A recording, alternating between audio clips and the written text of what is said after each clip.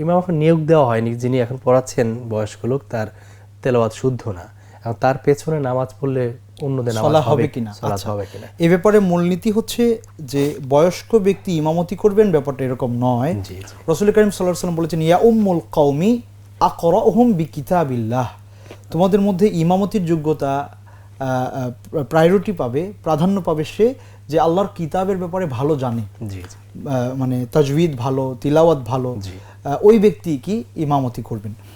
এখন যদি এমন হয় যে যিনি ইমামতি করছেন তার তিলাওয়াতে ভুল হচ্ছে, ভুলগুলো দু প্রকার, একটা হচ্ছে মানে জালি লাহান, যেটা জালি, আর একটা হচ্ছে খাফি, অর্থাৎ এমন ভুল যেটার কারণে আপনার তাজউইদের কিছু হেরফের হচ্ছে কিন্তু কোরআনের অর্থের কোনো বিকৃতি হচ্ছে না, অতটুকু মানে মৌলিকটা ঠিক আছে কিন্তু অলংকারে গিয়ে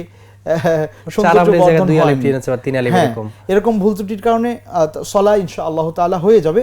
তবে তার চেয়ে উত্তম কেউ যদি ওনার পেছনে থাকে, তার চেয়ে বয়সে কম, তিনি কিন্তু প্রায়োরিটি পাবেন সালাতের, যদি তেলাওয়াত শুদ্ধ হয়। জি আচ্ছা, আর যদি এমন হয় যে এমন অশুদ্ধ যে কারণে অর্থের বিকৃতি হচ্ছে, তিনি কুল এর জায়গায় কুল বলছেন, ঠিক আছে, আলিমের জায়গায় আলিম বলছেন, পার্থক্য কিন্তু আকাশ পাতাল, অর্থের পরিবর্তন হয়ে যাচ্ছে। তো এই অবস্থায় কিন্তু তার পেছনে সালাত আদায় করা কোনো অবস্থাতেই বৈধ হবে না।